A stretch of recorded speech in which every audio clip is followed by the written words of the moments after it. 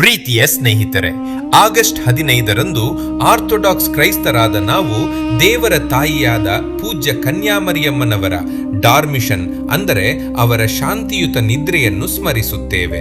ಪ್ರಾಚೀನ ಸಂಪ್ರದಾಯದ ಪ್ರಕಾರ ಮರಿಯಮ್ಮನವರ ಐಹಿಕ ಜೀವನವು ಅಂತ್ಯಗೊಂಡಾಗ ಅವರು ಕರ್ತನಲ್ಲಿ ಶಾಂತಿಯುತವಾಗಿ ನಿದ್ರಿಸಿದರು. ಅಪೋಸ್ತಲರು ಅವರ ಸುತ್ತಲೂ ಸೇರಿ ಪ್ರಾರ್ಥನೆ ಮತ್ತು ಪ್ರೀತಿಯಿಂದ ನಮ್ಮ ಕರ್ತನ ತಾಯಿಯನ್ನು ಗೌರವಿಸಿದರು. ಆದರೆ ಸಂತ ಥಾಮಸ್ ಅವರು ಸುವಾರ್ತೆಯನ್ನು ಸಾರುತ್ತಾ ಭಾರತದಲ್ಲಿದ್ದ ಕಾರಣ ಮರಿಯಮ್ಮನವರ ಮರಣದ ಸಮಯದಲ್ಲಿ ಅಲ್ಲಿ ಉಪಸ್ಥಿತರಿರಲಿಲ್ಲ. ಅಪೋಸ್ತಲರು ಮರಿಯಮ್ಮನವರ ಪವಿತ್ರ ಶರೀರವನ್ನು ಹೊತ್ತೊಯ್ದು ಸಮಾಧಿಯಲ್ಲಿ ಇರಿಸಿದರು. ಸಂಪ್ರದಾಯದ ಪ್ರಕಾರ ಪವಿತ್ರಾತ್ಮರು ಸಂತ ಥಾಮಸ್ ಅವರನ್ನು ಭಾರತದಿಂದ ಜೆರುಸಲೇಮಿಗೆ ಕರೆತಂದರು. ಅಲ್ಲಿ ಅವರು ಒಂದು ಅದ್ಭುತ ದೃಶ್ಯವನ್ನು ನೋಡಿದರು. ಪವಿತ್ರ ದೇವದೂತರು ಕನ್ಯಾಮರಿಯಮ್ಮನವರನ್ನು ಸ್ವರ್ಗಕ್ಕೆ ಕರೆದೊಯ್ಯುತ್ತಿದ್ದರು.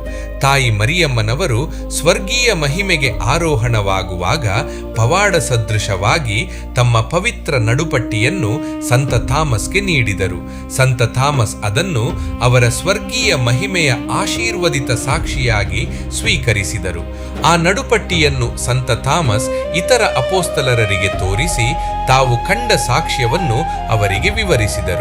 ಈ ಸುಂದರವಾದ ಸಂಪ್ರದಾಯವು ದೇವರ ತಾಯಿಯ ಡಾರ್ಮಿಷನ್ ಜೊತೆಗೆ ಇಂದಿಗೂ ಬೆಸೆದುಕೊಂಡಿದೆ. ಪೂಜ್ಯ ಕನ್ಯಾಮರಿಯಮ್ಮವರ ಪ್ರಾರ್ಥನೆಗಳು ಎಂದೆಂದಿಗೂ ನಮ್ಮೊಂದಿಗಿರಲಿ.